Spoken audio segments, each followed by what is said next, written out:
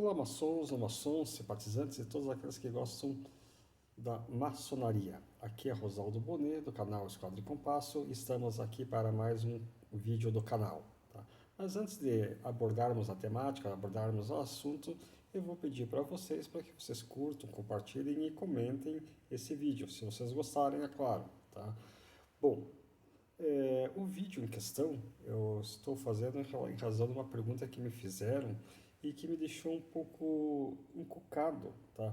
E eu resolvi pesquisar se realmente ou era ou não, né? Tá? E qual que é a pergunta que me fizeram? Se a maçonaria era uma seita, tá?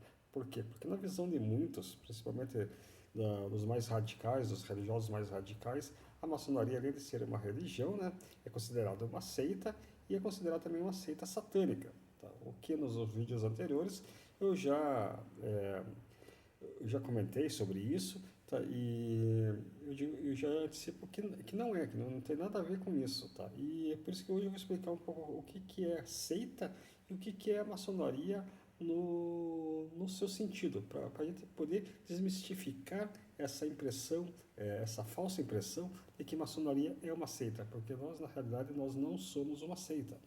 Mas, baseado no que, Rosaldo, que você consegue alegar essa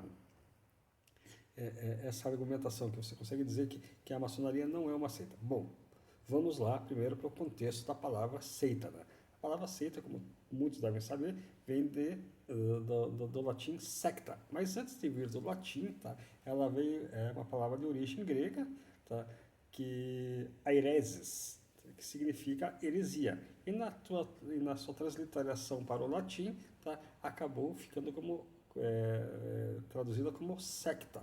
Tá? O que é secta? Secta vem do verbo sectar, de separar, de dividir, de criar partidos, de criar distinções dentro de uma sociedade ou de uma religião ou de uma linha de pensamento. Né? Então, o sectarismo, tá?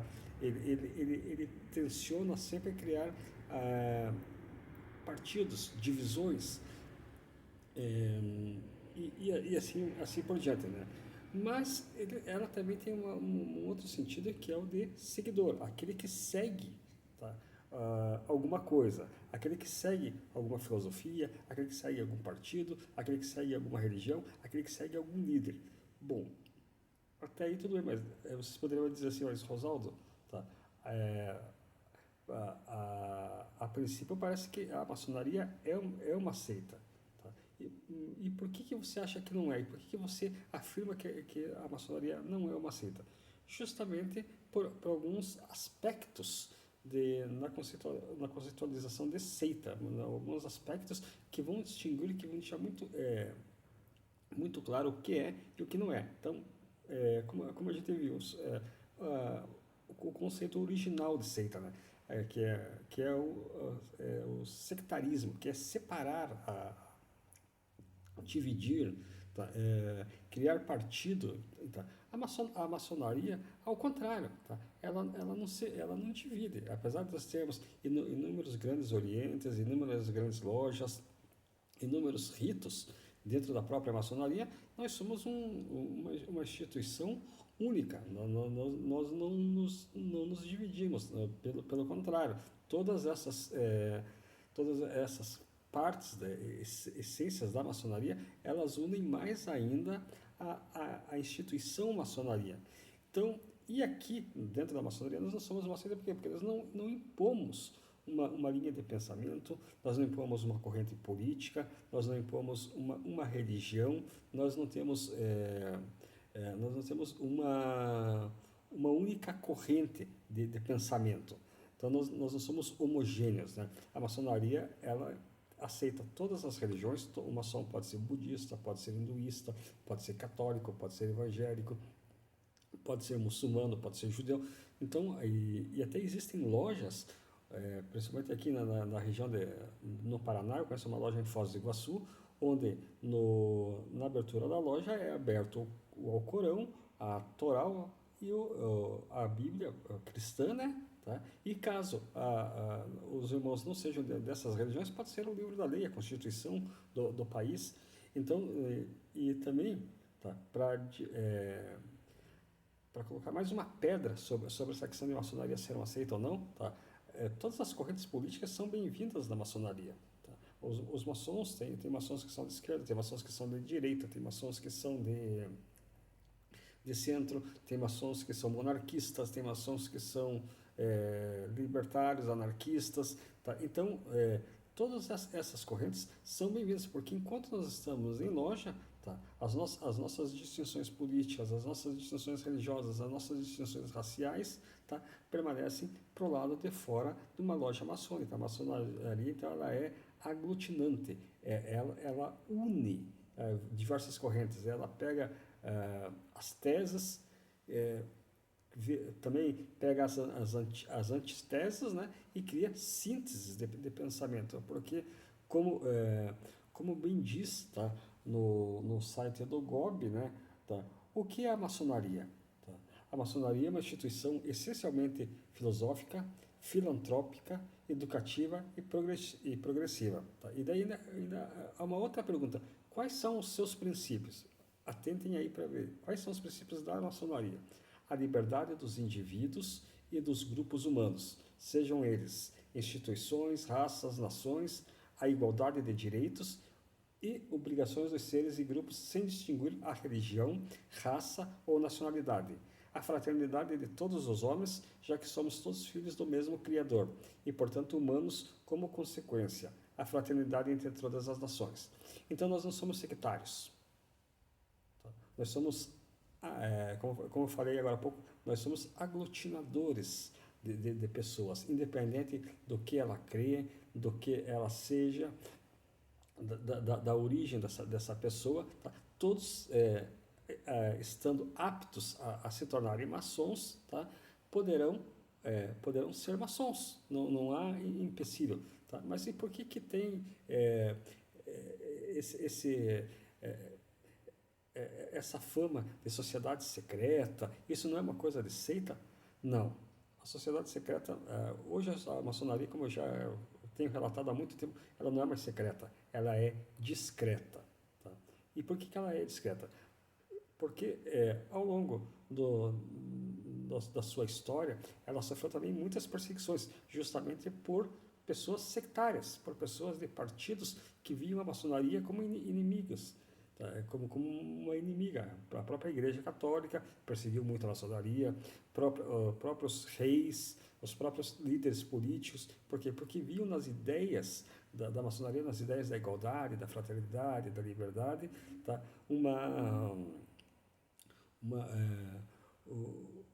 Um objeto para tirar essas pessoas do poder, que poderiam revoltar a população em relação às decisões tomadas, né? As decisões unilaterais, porque a gente sabe, quem estuda a história sabe que muitos reis eram absolutistas, que muitos líderes ditatoriais são absolutistas, eles não permitem outra forma de pensamento, não permitem a crítica, não permitem, muitas vezes, até o exercício de uma religião em determinada região do mundo. Né? Então, tudo isso acaba impactando, acabou impactando na perseguição da sociedade, da sociedade dos maçons e, por fim, tá, para que a gente pudesse...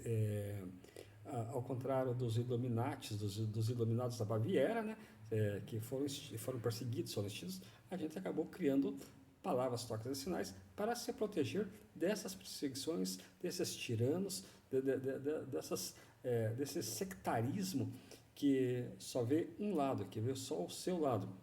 Então é por isso que nós não somos, eu não considero a maçonaria uma seita, tá? Porque justamente nós temos essa magnitude, essa democracia, né, filosófica, onde todos são aceitos. Tá? E geralmente o que a gente percebe nas seitas? Bem pelo contrário. Uma coisa importante, a maçonaria ela não tem um líder. Tá? Ela não tem como a Igreja Católica tem o seu Papa, que é o líder máximo da Igreja Católica, Mas a maçonaria ela não tem um líder, ela não tem um papa, ela não tem um presidente, ela não tem alguém que diga assim, não, eu mando e o resto obedece. Tá? Muitas seitas, se a gente for verificar bem, elas são baseadas na figura de um líder, de uma figura carismática, de uma figura que leva essas pessoas a um pensamento uno, a um pensamento sem oposição, né? Eles fazem uma espécie de lavagem cerebral nessas pessoas, na qual essas pessoas seguem cegamente esse líder, tá? Fazem o que esse líder deseja, tá? Atendem economicamente, atendem com as suas próprias vidas, tá? As vontades dessas lideranças. Então, o que a gente vê em muitas religiões, em muitos partidos, em muitas sociedades privadas, né, que possam dizer, que são seitas como um todo, porque as pessoas acabam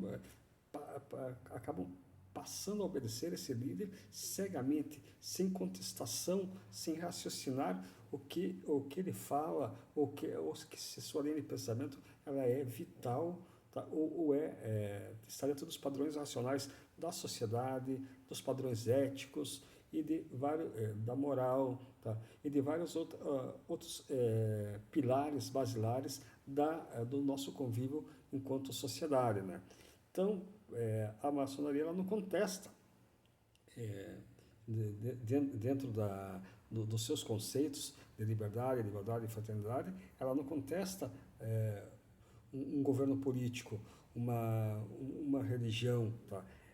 Fica a critério do próprio membro contestar, não, ela dá ferramentas, ela proporciona ferramentas para que essa pessoa possa em si enxergar se aquela instituição que ela está fazendo parte, se aquele partido, se aquela religião, se aquela linha de pensamento estão de acordo com a filosofia da maçonaria, tá? E com o que nós temos pregado ao longo dos últimos séculos. Então, uma vez que entra em confronto com a maçonaria, ou a pessoa sai da maçonaria, tá? Ou ela acaba abandonando esses conceitos, essas linhas de pensamento, para se tornar uma pessoa melhor, para construir um mundo melhor, né? Como eu falei, tá? Nós somos uma fraternidade de pessoas, tá? Nós somos uma irmandade e por sermos, nós não temos certas distinções, né? Então, na nossa filosofia, nós temos nossos atos, nossas cerimônias, a nossa essência, né? E por que tem essa essência? Para que ela possa gerar um aperfeiçoamento do ser humano, um aperfeiçoamento moral, para que a gente possa lapidar a nossa pedra bruta. É por isso que nós temos essa base filosófica, progressista e desenvolvimentista, né? Porque nós queremos o desenvolvimento de todos os seres humanos. Nós não somos sectários, não apenas ao nosso grupo. É por isso que eu caracterizo mais uma vez e bato nessa tecla que maçonaria não é seita. Tá? Seita é bem diferente. Você tem que olhar na raiz das palavras, olhar nos contextos, olhar na história de tudo que já aconteceu com o outro, a gente vai perceber que, tá? As seitas elas são escravizantes, tá? Elas acabam criando uma miopia social, uma miopia ideológica, uma miopia religiosa que não permite que as pessoas olhem o seu entorno ao contrário do que faz a maçonaria, porque a maçonaria ela permite que as pessoas olhem o seu entorno, tá? Analisem todas as questões e de forma racional, desenvolvimentista e progressista acabem debatendo, né, se isso é bom ou é ruim para a sociedade como um todo. Dito isto, eu espero que vocês tenham gostado do vídeo, da explanação, e em havendo perguntas, né, deixe nos comentários, sugiram também novos temas, que isso é muito importante para o canal, e no mais, um tríplice fraternal abraço a todos vocês, do mestre maçom Rosaldo Bonet.